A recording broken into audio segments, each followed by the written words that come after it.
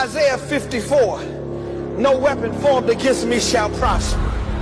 Tell yourself Deuteronomy 28, I am the head and not the tail. Tell yourself Psalm 18, the Lord is my rock and my fortress and my deliverer. Tell yourself Psalm 20, some trust in chariots and some trust in horses, but we will remember the name of the Lord. Tell yourself Romans 8:37, we are more than conquerors through him that loved us. Tell yourself, I can do all things through Christ who strengthens me. Tell yourself, Job 13, though he slay me, yet will I trust in him. Tell yourself, Psalm 27, the Lord is my light and my salvation. Whom shall I fear? The Lord is the strength of my life. Of whom shall I be afraid? Last night about this alleged incident over at the USC football dorm, 650 Lincoln, an incident brought to light by the father of the alleged victim, who put out police reports, pictures, videos, and all this. And I don't know that it's yet to be taken seriously by anybody in the media. I mean, I haven't seen anything in the newspapers yet. That doesn't make something legit or not legit. I'm not saying that, but I don't know that his claims are being treated with a lot of I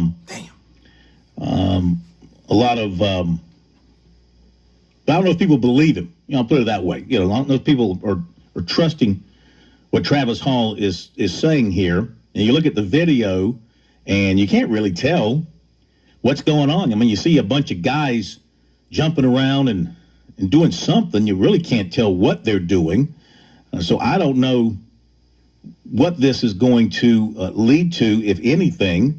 As we told you last night, we had a statement from South Carolina. Nothing since. But you had a chance today on 2 occasions to talk to Mr. Hall. I have spoken with Travis Hall a couple of times because, as you said, most outlets do not seem to be taking his claim seriously at this point. Well, these are serious allegations. Now, what we don't know, we do not have the clear picture, and we do not have all sides of the story. And so I hesitate, and I mentioned this to Mr. Hall today, I hesitate to come out and speak too freely about these things until I have interviewed multiple sources. But I did get a couple of questions answered from Mr. Hall today that were important to us as we saw this story start to develop, in that why would you come public now? What is going on in the investigation that made you dissatisfied, that made you feel like you need to go outside of the campus police department? So I do have a few things, and I'll just tell you, I really like everybody to stay tuned to, obviously, these stations, our great affiliates here, and our website, sportstalksc.com, because what I'd like to do is create a timeline and then get a lot of different vantage points, viewpoints, quotes, comments, even if there are no comments. I feel like I went to a lot of sources to at least allow them to receive the information I have and then say, well, we're not going to comment at this time. I will do that. But as to the question, one of the important questions, why would Mr. Hall go public? Why did he feel the need to do that? After the alleged assault took place, I believe it was on the 23rd is the date that we have. Mr. Hall followed up with the campus police to see what was happening. He had filed complaints on 3 different occasions. And he said on August 27th, while there to check on the assault report, one of the inspectors there for the campus police department did not want to discuss the report, wanted instead to talk about the vandalism, which took place at Jamie Robinson's room, which now has been, I believe, widely reported. And this led Mr. Hall to believe none of this was being taken seriously. They supplied Mr. Hall a case number at that time. And and the word was, Mr. Hall, you can follow up on your complaint with this case number, and you can track the investigation. When he went back to follow up with that case number, and I have some names here that I don't want to release yet until they've had a chance to speak. Someone else that the campus police department let Mr. Hall know, according to Mr. Hall, no, that's not a real case number. That's a bogus case number. There is no such case. So the complaint was not logged into the system.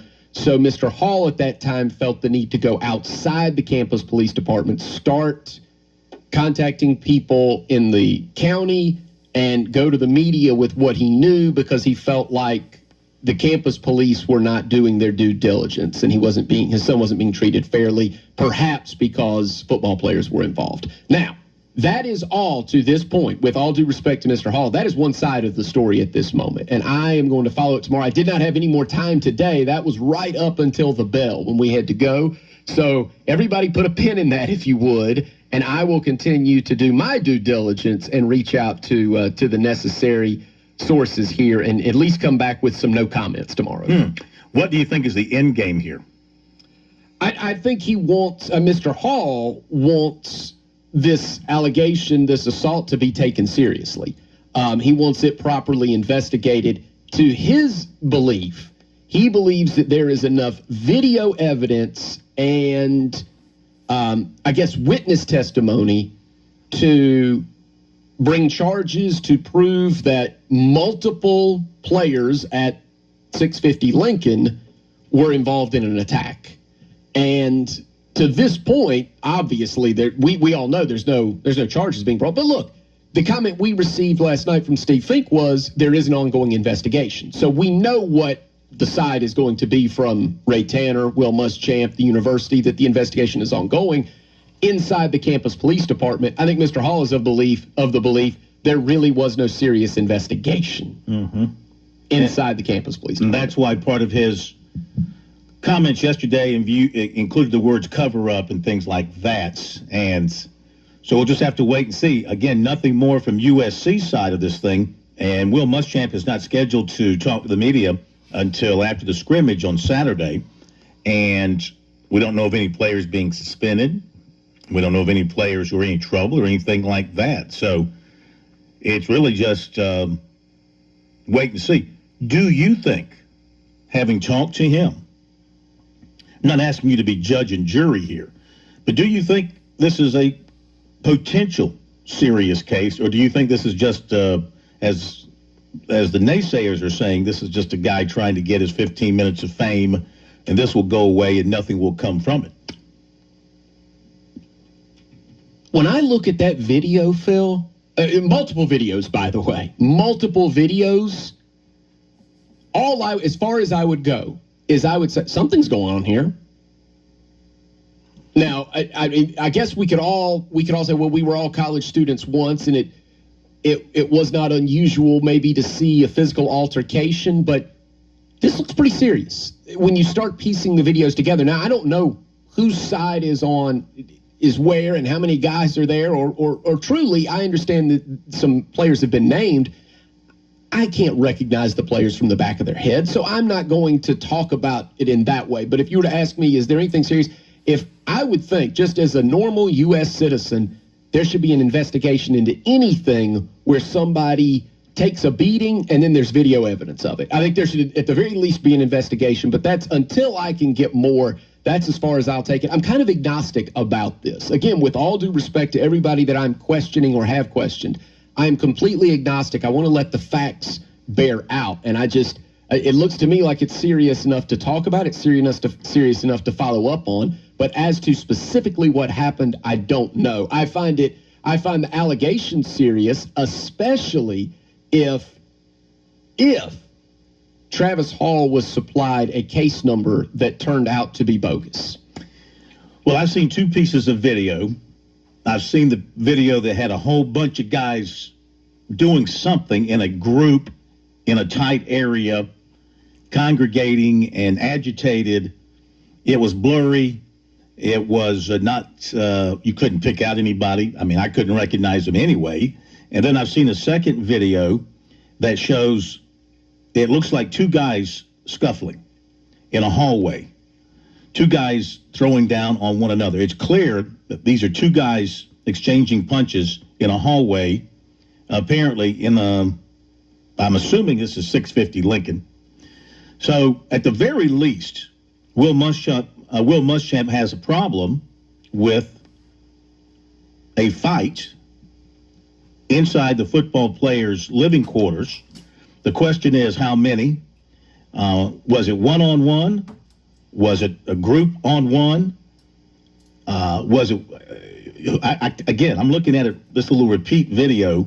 It's a little 3-second clip. It just plays over and over again. That was sent to us. We got this from the mother of a player who sent this to us, and she said, "Please watch the video the parent posted. Where are the 13 players fighting his son? This guy should be ashamed of himself. Clear case of defamation of character." This came from one of the mothers of one of the players. So, I mean, I don't know. This is, you get the feeling he's going to continue to push this thing publicly, that he's going to do what he can to make sure it doesn't go away? Yes, now that Travis Hall has gone public, I certainly get the sense that he will be heard. He will be heard, and it's just as you just said. At the very least, there was a fight somewhere, and in an era of COVID, we are so naive sometimes, aren't we, Phil? We were thinking the players would keep their distance. Well, whatever's going on, there is fisticuffs in the players' dorm. That is not COVID friendly, and that's college, And I think not fighting. I'm saying we could expect that they weren't necessarily all going to be socially distant, but this is serious enough just because there was a serious physical altercation at the players' dorm. That much cannot be denied at this point. Yeah, at the very least, this piece of video depicts two guys going at it and other guys standing around watching. You know how it used to be when you were in grammar school and two kids would get in a fight. Everybody would gather around, fight, here they go. And nobody would be willing to step in and help. They want to see you, beat each other's brains out. So, again, I can't identify the players, and maybe somebody can, who looks at this video in slow motion and with a tighter shot. But there obviously was an issue there at some point within the last couple of weeks. Now, this says August 22nd, August 23rd. So we'll just see if this is something that rises to the level where Muschamp and Ray Tanner feel like something needs to be done. Okay, but as of today, nothing more from that. So that is still going on. Two pieces of recruiting news.